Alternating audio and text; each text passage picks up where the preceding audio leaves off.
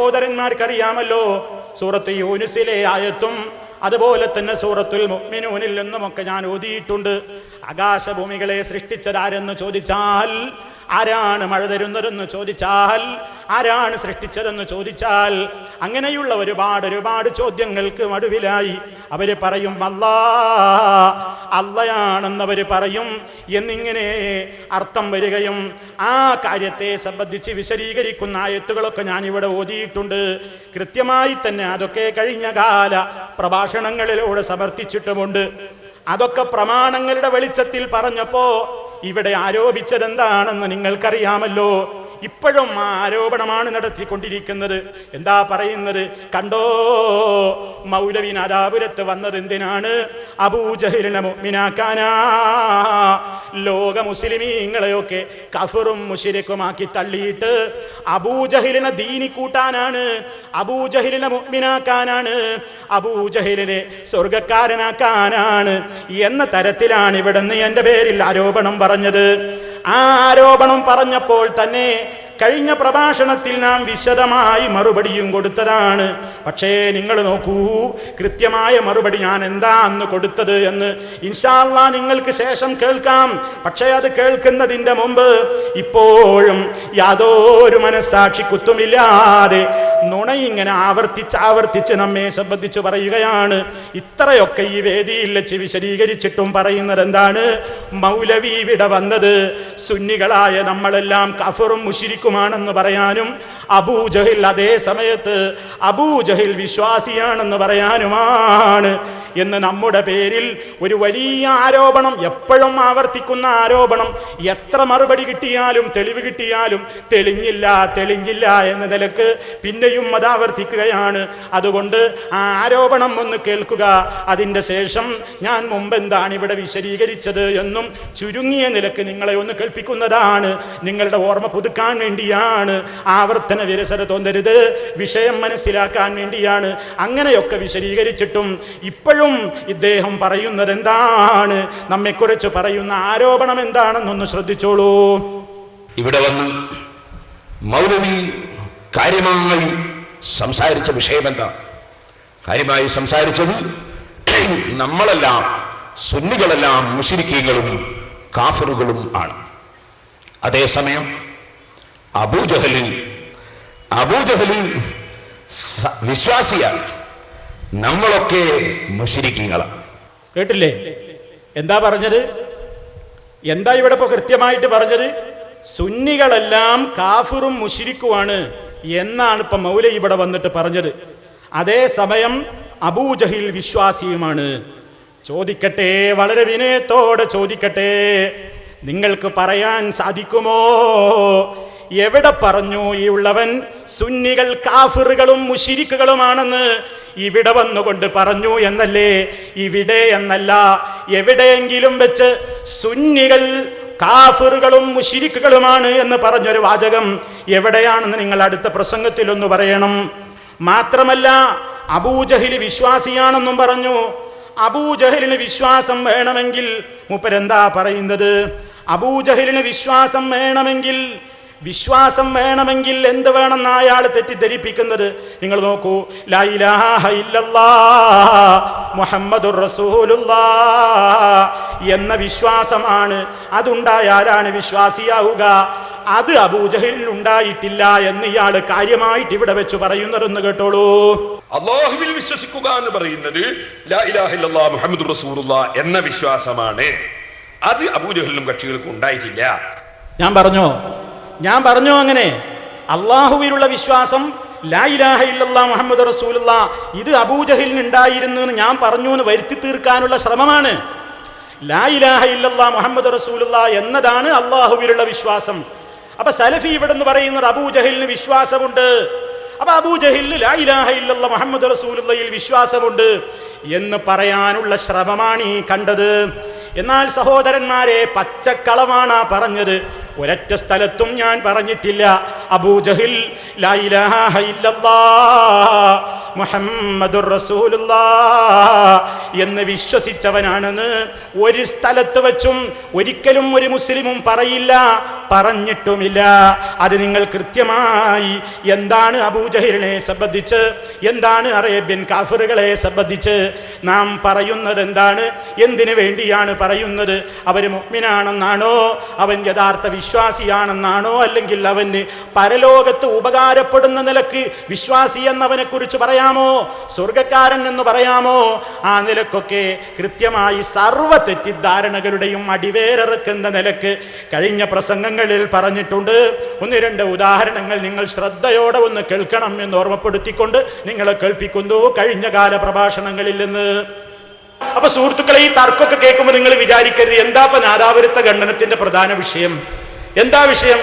അബൂജഹൽ മൂമിനാണോ, അബൂജഹൽ സ്വർഗത്തിലാണോ? മുജാഹിദീങ്ങളൊക്കെ അബൂജഹൽ സ്വർഗത്തിലാന്നുള്ള വാദക്കാരും മറ്റവരൊക്കെ അബൂജഹൽ കാഫിറാന്നുള്ള വാദക്കാരുമാണ്. അങ്ങനെയാണ് ഇപ്പൊ തോന്നിപ്പോവുക. വാസ്തവത്തിൽ ഇവിടുത്തെ ചർച്ച അതൊന്നുമല്ല. എന്തേ ഈ ചർച്ചയിലേക്ക് എത്താൻ കാരണം? അബൂജഹലിന്റെ വിഷയം സ്റ്റേജിൽ വരാൻ എന്താ കാരണം? അറേബ്യൻ മുശ്രിക്കുകളെ സംബന്ധിച്ച് നമ്മൾ ചർച്ച ചെയ്യാൻ എന്താ കാരണം? അത് നിങ്ങൾ മനസ്സിലാക്കണം. നമ്മളിവിടെ ആത്യന്തികമായി പറഞ്ഞത് എന്താണ്? അള്ളാഹു അല്ലാത്തവരെ ആരാധിച്ചാൽ അത് ശിർക്കാണ്. അള്ളാഹുവിന്റെ പ്രത്യേകമായ ഏത് ഗുണം ആർക്ക് കൊടുത്താലും അവൻ മുശ്രിക്കാണ്. ഇത് പറഞ്ഞപ്പോ മറുപക്ഷത്തെന്ന് പറയണേ, അതൊന്നും ശിർക്കാവില്ല. ശിർക്കാവണം എന്നുണ്ടെങ്കിൽ എന്ത് വേണം? അള്ളാഹിനെ പോലെ പരമാധികാരിയാണ് എന്ന് വിശ്വസിക്കണം, സ്വയം പര്യാപ്തനാണ് എന്ന് വിശ്വസിക്കണം, സാക്ഷാൽ ഉപകാരത്തിന്റെയും ഉപദ്രവത്തിന്റെയും ഉടമയാണ് എന്ന് വിശ്വസിക്കണം. ആ വിശ്വാസത്തോടുകൂടി അർപ്പിക്കുന്ന വിനയം മാത്രമേ അവർക്കുള്ള ഇബാദത്താവുള്ളൂ.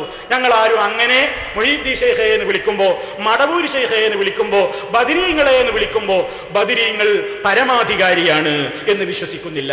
ബദരീങ്ങൾ സ്വയം കഴിവുള്ള ശക്തിയാണ് എന്ന് വിശ്വസിക്കുന്നില്ല.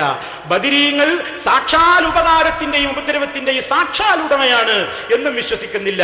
അപ്പോ ഞങ്ങളെ പേരിൽ നിങ്ങൾ ശിർക്ക് വാദം ആരോപിക്കേണ്ടതില്ല എന്ന് പറഞ്ഞപ്പോ നമുക്കിവിടെ പറയേണ്ടി വന്നതാണെന്ത്? അങ്ങനെയാണെങ്കിൽ മുസ്ലിയാരെ ലോകത്തൊരു മുശ്രിക്കും ഉണ്ടാവില്ല. കാരണം നിങ്ങൾ പറയും പോലെയാണ് വാദമെങ്കിൽ ലോകത്തൊരു മുശ്രിക്കും ഉണ്ടാവില്ല. കാരണം എന്താ? ഞാൻ നേരത്തെ ഇവിടെ പറഞ്ഞില്ലേ, എല്ലാ കാലഘട്ടങ്ങളിലുമുള്ള ജനങ്ങൾ സ്വയം പര്യാപ്തൻ ഒന്നേയുള്ളൂ എന്ന് വിശ്വസിച്ചവരാണ്. പരമാധികാരി അല്ലാഹ് മാത്രമാണെന്ന് അംഗീകരിച്ചവരാണ്. ഉപകാരോപദ്രവങ്ങളുടെ സാക്ഷാൽ ഉടമ അല്ലാഹയാണെന്ന് അംഗീകരിച്ചവരാണ്. എന്നിട്ടും അവരെ അല്ലാഹ് എന്താ വിളിച്ചത്? മുശ്രിക്കെന്നാണ് വിളിച്ചത്. എന്തേ കാരണം? ഈ വിശ്വാസങ്ങളൊക്കെ ഉള്ളതോടൊപ്പം തന്നെ ആരാധന അതേ അല്ലാഹുവിന് കൊടുക്കേണ്ടതിന് പകരം മറ്റു പലരിലേക്കും അവർ സമർപ്പിച്ചു. അപ്പൊ അവരിൽ എന്തു വന്നു? ശിർക്ക് വന്നു.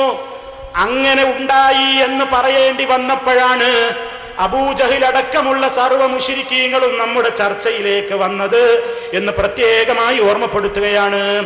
ഇനിയും ശ്രദ്ധിച്ചു നോക്കൂ. അതിൻ്റെ ബാക്കി വീണ്ടും വിശദീകരിച്ചു. ഇയാൾ നമ്മളെക്കുറിച്ച് പറഞ്ഞു അബൂജഹൽ മുഅ്മിനാണെന്നാണ് സലഫിയുടെ വാദം. ജനങ്ങളുടെ മുമ്പിൽ വെച്ച് കളവ് പറഞ്ഞു.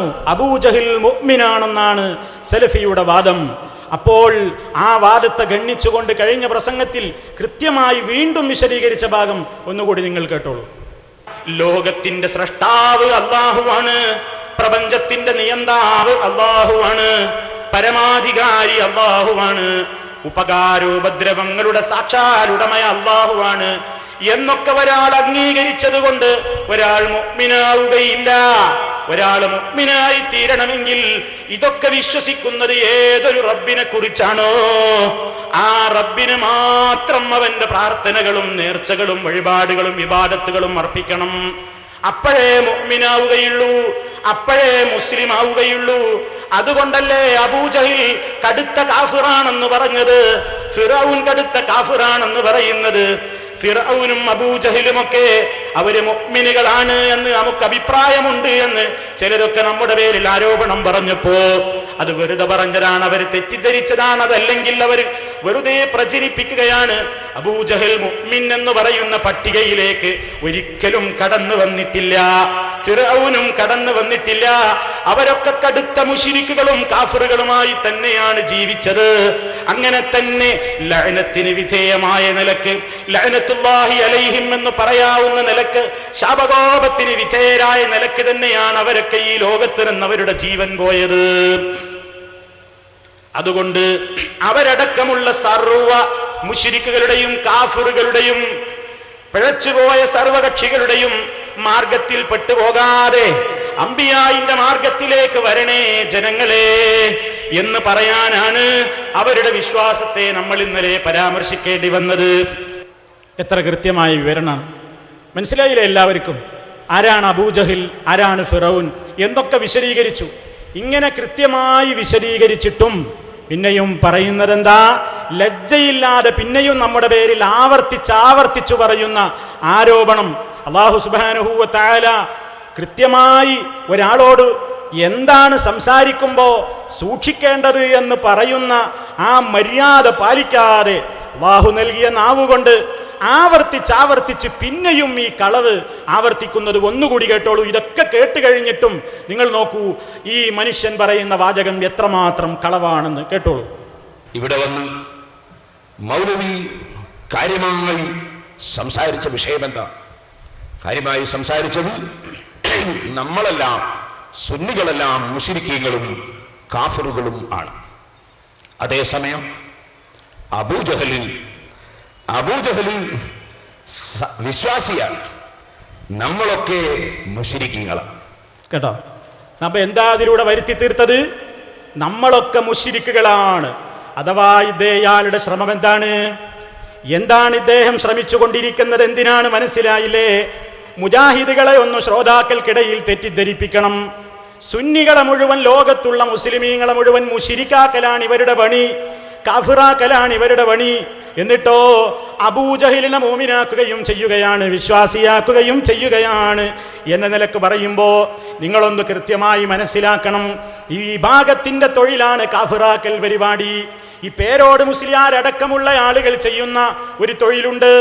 ലക്കും ലഗാനുമില്ലാതെ പുറത്തുള്ളവരെ മാത്രമല്ല, അവരുടെ അകത്തുള്ള ആളുകളെ പോലും കാഫിറാക്കുന്ന പരിപാടി ഇവർക്കുണ്ട്. വെറുതെ പറയുന്നതല്ല.